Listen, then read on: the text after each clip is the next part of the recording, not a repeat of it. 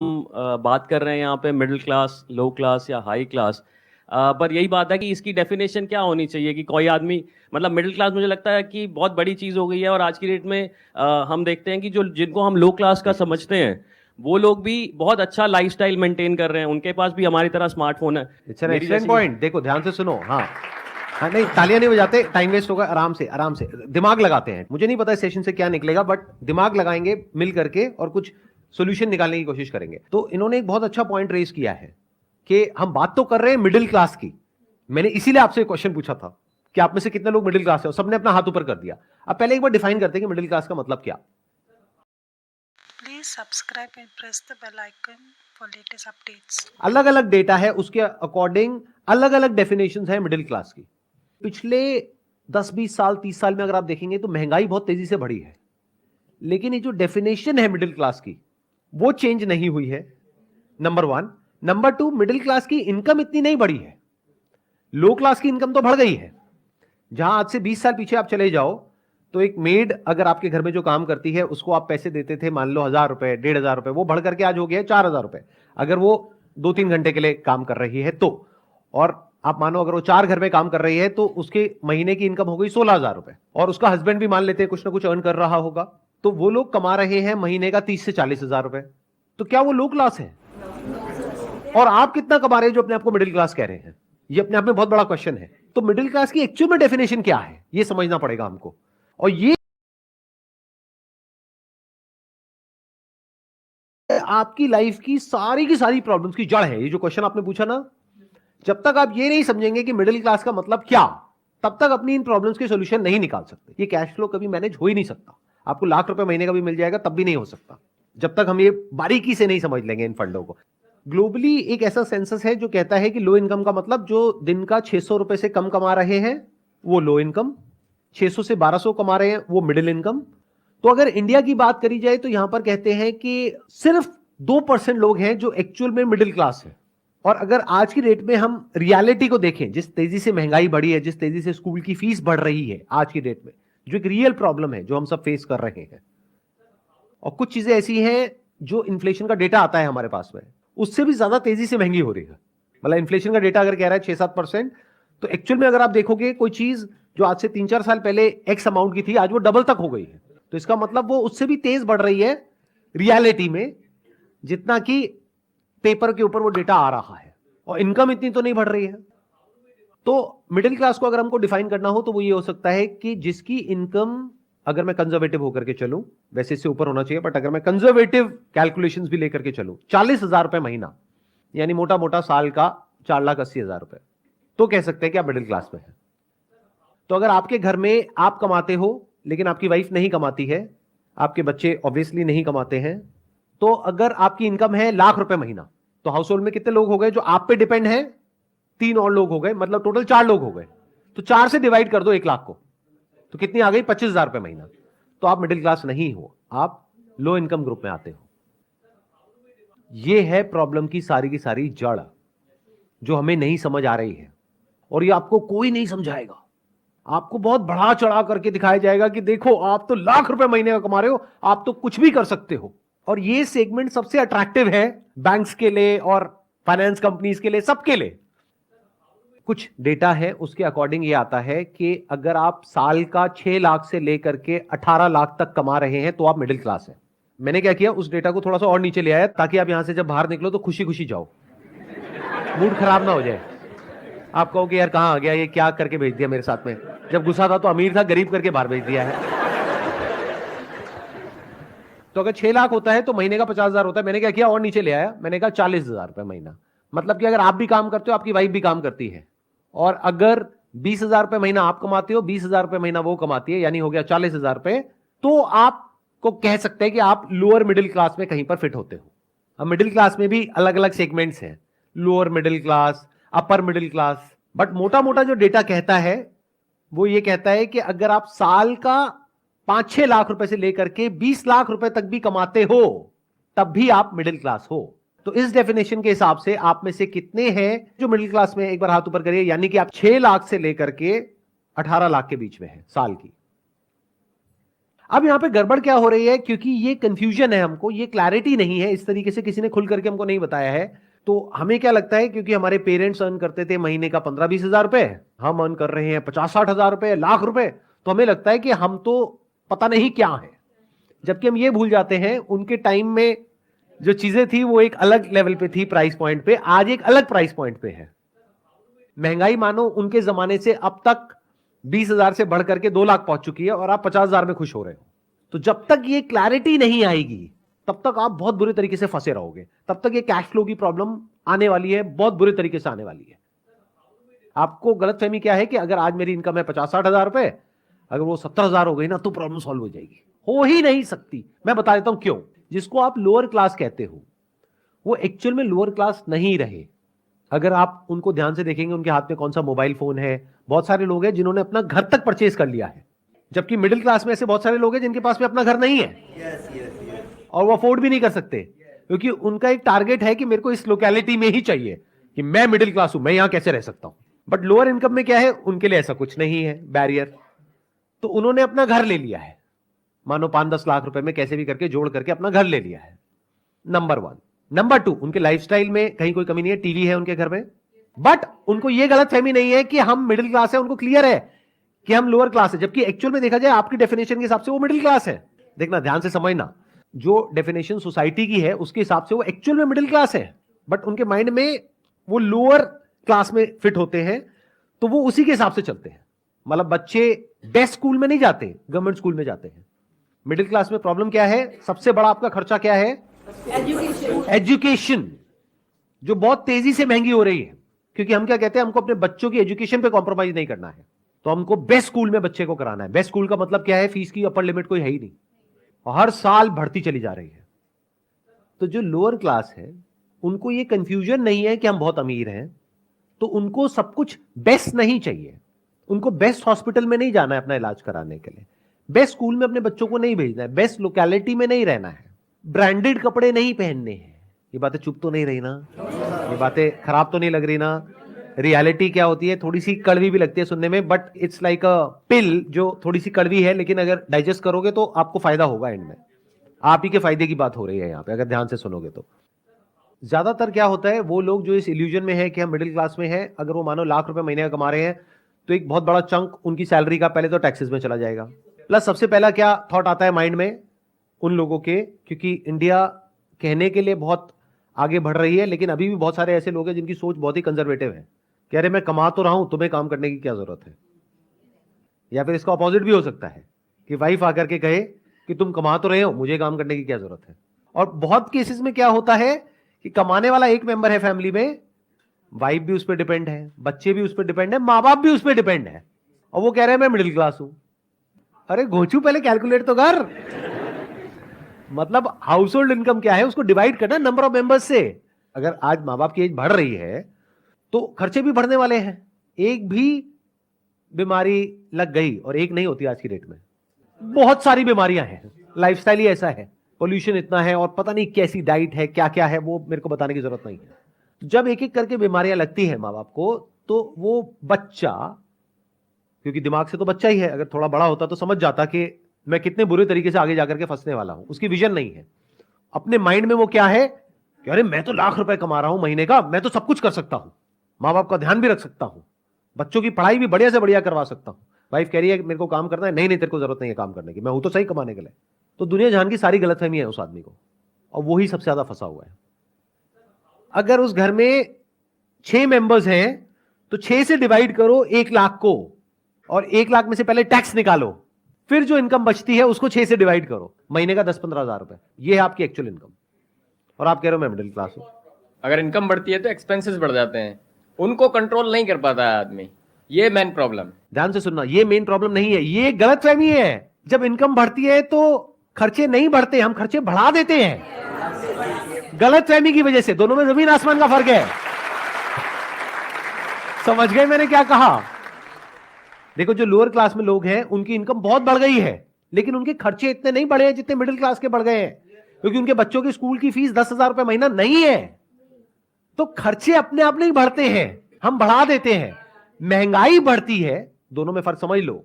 एक है महंगाई जो बढ़ रही है, एक है खर्चे जो आप बढ़ा रहे हो, दोनों में फर्क अच्छे से समझ लो, दो अलग अलग चीजें हैं। हम बोलते हैं खर्चे बढ़ रहे हैं, अरे खर्चे बढ़ते नहीं, हम बढ़ाते हैं। कितना ही बढ़ा लो, अपर लिमिट कोई है ही नहीं। हाँ सर, ना चाहते हुए हमारे खर्चे बढ़ जाते हैं, क्योंकि हम नहीं चाहते लेकिन वाइफ चाहती हैं, तो हमारी मजबूरी रहती है। तो वाइफ क्या चाहती है? वाइफ के सर कुछ ना कुछ ड्रीम्स होते हैं, कुछ ना कुछ एक्सपेक्टेशंस होती हैं। ये वाइफ सब को बोलो कि अगर अपने ड्रीम्स पूरे करने हैं तो खुद कमाओ और खर्चो जितना खर्चना है। खर्चे हम क्यों बढ़ाते हैं? लगाओ दिमाग। मतलब मैंने अभी कहा कि खर्चे बढ़ते नहीं है, महंगाई बढ़ती है, खर्चे हम बढ़ाते हैं। अब क्यों बढ़ाते हैं? गलत फहमी होती है कि हम बहुत अमीर हैं, जबकि एक्चुअल में नहीं है, और ये हमें कोई बताने वाला नहीं है। और हम अपने आप को कंपेयर कर रहे हैं ऐसे लोगों से जिनकी हो सकता है कमाई हमसे बहुत ज्यादा है, बट हमें अंदर की बात पता ही नहीं है। या ये भी हो सकता है ऐसे लोगों से कंपेयर कर रहे हैं जो खुद भी बेवकूफ है। ज्यादातर ऐसा होता है कि आपकी कंपनी में कोई है बंदा जो साथ में एक ही लेवल पर है, वो जाकर के गाड़ी लेकर के आ गया, अब आपके अंदर खुजली हो रही है कि मुझे भी गाड़ी चाहिए और इससे बढ़िया चाहिए। अरे वो बेवकूफ है, वो मरने वाला है, तो आपको भी मरना है। जैसे बचपन में बोलते नहीं थे कि तेरा दोस्त कुएं में कूदेगा तो तू भी कूदेगा क्या? कितनी बेसिक सी बात है, बट हमको बातें समझ ही नहीं आती है। उधर से बैंक तैयार बैठा है, रोज मैसेज आते हैं कि अब आपकी लिमिट बढ़ गई है, आपको पर्सनल लोन मिल रहा है। फिर हम जाकर के फंसते हैं क्रेडिट के ट्रैप में, which is such a big trap that you can't even imagine in the wildest of your dreams. अगर समझना है ना कितना बड़ा ट्रैप है, तो आप जाकर के कंपाउंडिंग को स्टडी करना। कंपाउंडिंग क्या होती है कि कंपाउंडिंग से आदमी कितना अमीर हो सकता है। मतलब कंपाउंडिंग क्या होती है कि जब आप किसी जगह पर इन्वेस्ट करते हो, मानो आपने म्यूचुअल फंड में इन्वेस्ट किया, साल की 10-12% की रिटर्न आई, तो अब आप कहोगे एफडी में आ रही है 6-7%, वहां आ रही है 10-12%, तो इतना फर्क नहीं है। लेकिन 10 साल बाद, 20 साल बाद वो फर्क जो देखने में छोटा सा है वो करोड़ों में पहुंच जाएगा। अगर आपको इंटरेस्ट मिल रहा है तो आप कितने अमीर हो सकते हो उसकी कोई लिमिट नहीं है। तो अगर आपको इंटरेस्ट देना पड़ रहा है तो आप कितने गरीब हो सकते हो उसकी भी कोई लिमिट नहीं है। यह बात समझ आनी चाहिए। किसी भी तरह का आप क्रेडिट लेते हो उसके ऊपर इंटरेस्ट लगता है, इंटरेस्ट के ऊपर फिर इंटरेस्ट लगता है, प्रिंसिपल अमाउंट पे भी इंटरेस्ट लगता है, इंटरेस्ट के ऊपर भी इंटरेस्ट लगता है, और वो बढ़ते बढ़ते इतना हो जाता है जितना हमने सपने में भी नहीं सोचा होता है। लिया होता है 5 लाख रुपए, देना पड़ता है 10 लाख, 15 लाख, 20 लाख, कोई लिमिट ही नहीं है, और फिर पूरी जिंदगी यही करते रहो। इस ट्रैप से निकलने का सिर्फ एक तरीका है कि पैसा जोड़ो, और जोड़ करके उसको इस तरीके से इन्वेस्ट करो कि वो पैसा कंपाउंड हो और आने वाले 5-10 साल बाद इस ट्रैप से आप निकल सको। बट जोड़ना तो दूर, आपकी सिचुएशन ऐसी आ जाती है कि आपको पैसा लेना पड़ जाता है, and the moment you start taking money you are in a mess.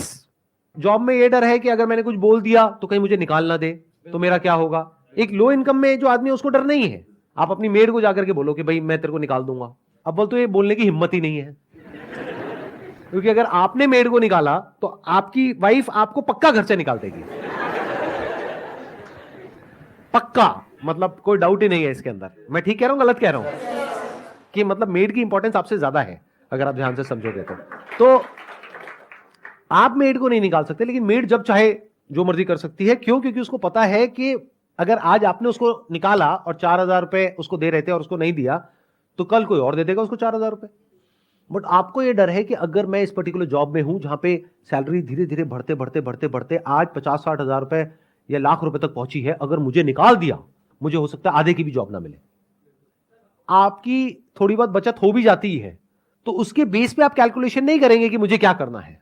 आपको कैलकुलेशन करनी है अगले 10 साल बाद क्या होने वाला है, 10 साल बाद महंगाई कितनी होगी, 10 साल बाद मेरी कमाई कितनी होगी, 10 साल बाद मेरे खर्चे कितने होंगे, 10 साल बाद मेरे बच्चों के स्कूल की फीस कितनी होगी। यह प्लान करना पड़ेगा। इंडिया में एक और बहुत बड़ी प्रॉब्लम है, बहुत बड़ी मतलब बहुत बड़ी। वो क्या है? लड़का लड़की का चक्कर। एक लड़के के चक्कर में एक ऐसी फैमिली जो अफोर्ड नहीं कर सकती, 4 लड़कियां हैं घर में, एक लड़का है, सबसे छोटा लड़का है। सबसे बड़ा होता तो 4 लड़कियां नहीं होती। कड़वा है लेकिन सच है। वो बंदा अपना और अपनी बीवी का खर्चा ही नहीं उठा सकता। अब घर में 5 बच्चे आ गए हैं, अब इन 5 बच्चों का फ्यूचर कैसा होगा। तो ये समझ करके हमको आगे बढ़ना है लाइफ में। अगर ये समझ करके आगे बढ़ेंगे तो आने वाले 10 साल बाद आप नहीं फंसोगे।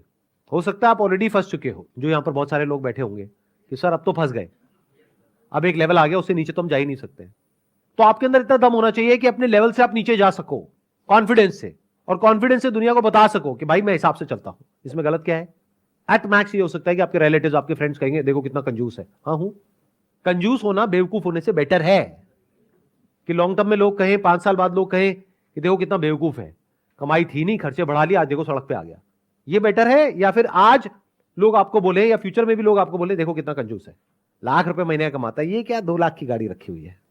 एसयूवी लेनी चाहिए उसको, देखो उसके साथ में है वो 20 लाख की गाड़ी में घूमता है।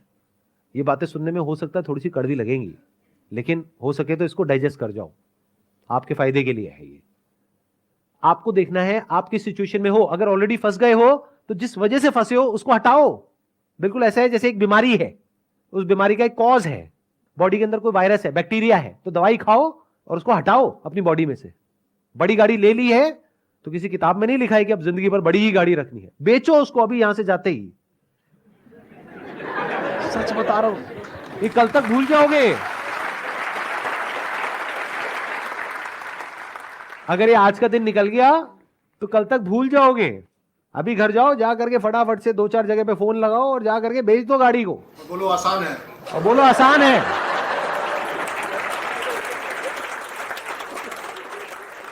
जैसे अभी आपने कैलकुलेशन समझाई कि डिवाइडेड को जितनी भी इनकम है टोटल आप उसको पर्सन है जितने भी उससे डिवाइड कर दो। जैसे अभी मेरी 40,000 है और मेरी वाइफ भी 40,000 के, तो 80,000 मुझे सही लगता था। तो अब मैंने डिवाइड करा तो यार मैं तो 20,000 भी नहीं आ रहे, टोटल 6 बंदे। और इसी से एक रिलेटेड है कि जैसे भाई ने बताया, सेम मैंने अपने ऑफिस में गया, मेरी 5 साल पहले 30,000 थी और अब 40,000 के आसपास इनकम है। तो मैंने उनको बोला, उस टाइम पे मेरे 20,000 रुपये महीने सेव हो जाते थे, थोड़ा सा बैंक बैलेंस भी ऐसा नहीं है। तो मैंने उनसे बोला सर अब मेरी 2 गुड़ियाँ हैं, एक का भी अभी प्ले स्कूल में एडमिशन करा है, तो थोड़ा सा आप देखो अप्रेजल का भी मत है। कह रहा कंपनी नहीं निकाल रही, यही अप्रेजल है।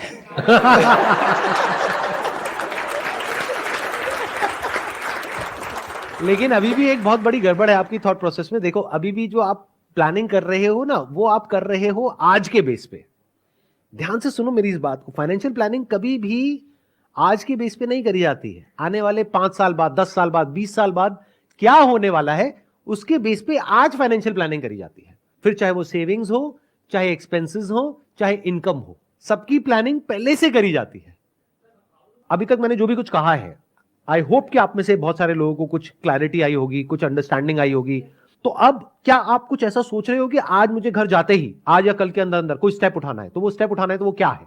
Sir, I'm a doctor by profession. I'm ENT surgeon, head and neck surgeon, and my wife is also doctor. We have 2 cars. I'm going to sell like 1 car. पक्का? बहुत बढ़िया। ये मुझे नहीं पता कि ये मोटिवेशनल सेशन हो रहा है, डीमोटिवेशनल सेशन हो रहा है। क्योंकि मोटिवेशनल सेमिनार में होता है I am going to purchase 1 car. अब और बताइए, और कौन है जो यहाँ पे कोई स्टेप्स उठाने वाले हैं? सबसे पहले तो सर मैं अपने फैमिली मेंबर्स और मेरे जो फ्रेंड्स हैं उनको मैं ये बताऊंगा कि भाई मैं मिडिल क्लास नहीं हूँ, मैं गरीब हूँ। लेकिन मुझे अमीर होना है। अमीर मतलब होना है। ये मत समझ लेना कि गरीब हूं तो गरीब ही रहना है, नहीं। इसको नेगेटिवली मत लेना, जो भी आज का सेशन है इसको पॉजिटिवली लेना। क्योंकि जब आप पहले ही मान लोगे कि मैं अमीर हूं तो अमीर कैसे बनोगे? जब समझ आएगा मैं गरीब हूं तभी तो अमीर बनोगे ना। हाँ। और दूसरा सर, अभी ना हम लोग अपने घर को रिनोवेट कराने का प्लान कर रहे थे, तो उसमें ऐसा है कि कुछ अमाउंट हमारे पास है और कुछ अमाउंट उधार लेके कर लेंगे।